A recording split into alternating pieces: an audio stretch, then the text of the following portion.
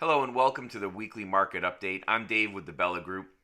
Last week we talked about the supply side, the seller side of the real estate market, how many houses are on the market, how many are going to be listed, prices, things like that.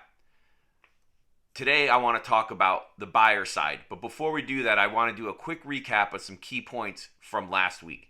So the first thing you can see in this chart is the home price forecast for 2022. You can see the blue bars are talking about forecasts of 7.4 to a little under 3% with an average of 5% appreciation. So we expect home prices to go up by about 5% next year. Home sales. We expect 2022 to be another good year. 2020 was great, over 6.5 million homes sold. This year we're in the 6.9 million and we could be as much as 7.5 million in 2022. So the housing market is strong, and we do expect to see, as prices continue to increase, more homes coming onto the market. So let's talk about the buyer side a little bit. One of the first questions I always get is, are we at the top of the market? So I just talked about that. Home prices are continuing to appreciate and are expected to continue to do so for a while. And that's driven by demand, and it's driven by the lack of supply. The next question I get is, mortgage rates, where are they going? Well, I think everybody knows they are going up, but we're at a low point right now. As you can see in this chart, over the last year, almost 2 years really, at 3.1%. I did check this morning and I saw between 2.7 to 3.2, depending on how much you were putting down, things like that. If you're interested in finding out how much you could get and what kind of an interest rate you would get, please reach out. I'll be happy to refer some lenders to you so you can take a look. Looking at this next chart, kind of put it into perspective over the last 6 years. You can see 2018, it was at the top, over 4.5%. We're down at the bottom of this chart. So we are at historically low rates even now, even at that just over 3%. So there's still a lot of room, it's still a lot of opportunity to lock in really good rates as we're moving forward. So some mortgage rate projections. We all heard the Fed's discussions around increasing interest rates to battle inflation. Over the next few quarters, we expect to see rates go up closer by the end of the year to that 3.7% range. So Mark Fleming from First American addresses the next question. As rates go up and houses come on the market, are prices going to come down? We're going to see appreciation continue, and mortgage rates don't really drive prices down. Primarily because most sellers would rather withdraw from the market than sell at lower prices. This chart provides the data to back up Mark's comments. The yellow line in this chart is interest rates. Where the line is yellow, it's interest rates going down. Where it changes to red, it's interest rates going up.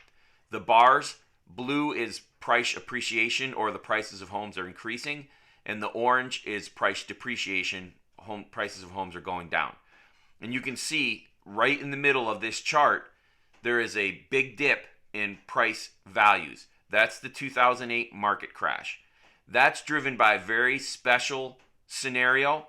It was absolutely irresponsible lending practices and a massive oversupply of homes that drove that. Beyond that, anywhere where you see interest rates increasing, say in the 2017 to 18 timeframe, prices of homes are still going up. So prices are maybe affected a little by interest rates. And you can also see that home sales are not impacted by interest rates. The yellow and red line is the same. It's interest rates. Yellow is going down, red is going up. The blue bars is the number of sales in that given year. And everywhere that there's a red section of the yellow and red line, the sales are still going up or staying flat. And Mark Fleming from First American adds this: context matters for purchase demand. The economy is improving, and millennials continue to age into their prime home buying years in large numbers. So the context remains good for the housing market. So we have three major drivers for housing demand right now. Millennials, the largest generational group, are buying in record numbers. People are pushing out of high density population centers like cities from a safety perspective for COVID, and interest rates remain at record lows, although we expect them to continue to rise. Another question I get from my clients is about foreclosures. When are they coming on the market? Are we going to see a crash like 2008? Are prices going to drop dramatically? And I'm going to talk about that a lot more next week. but I wanted to just give you a quick taste of it. This chart shows that in January of 2012, distressed properties were at 35% of property sales. Right now, we're at less than 1%. I do expect to see foreclosures and short sales go up, but I don't think we're going to see the numbers that we saw after the 2008 crash. I'll get into that in more detail next week. As we wrap up this discussion of the buyer side of the real estate market, there's one thought I want to leave you with. It's the impact of appreciation on equity in your home. So in this example, if you had bought a $350,000 house in January of 2021, you can see the equity that you could build over just a few years, assuming that we see appreciation that we're forecasting of about 5%. That's a pretty big number that you could see an equity increase in your home just because of appreciation. There's a lot of value in owning a home, and this is certainly part of it. My winter buyer and seller guides are out. They're updated quarterly. There's links in the description below. There's no obligation, no cost. You don't have to provide any contact information to get them. If you know anybody that's looking to buy or sell, please feel free to share the video or the guides with them. I'll be happy to help them out. If you found anything of any value, please click the like button. You can also subscribe and ring the bell to be notified when I put out new content.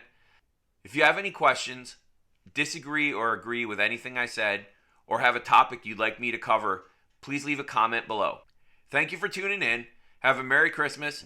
Enjoy the weekend and time with families and friends, and I'll see you next week.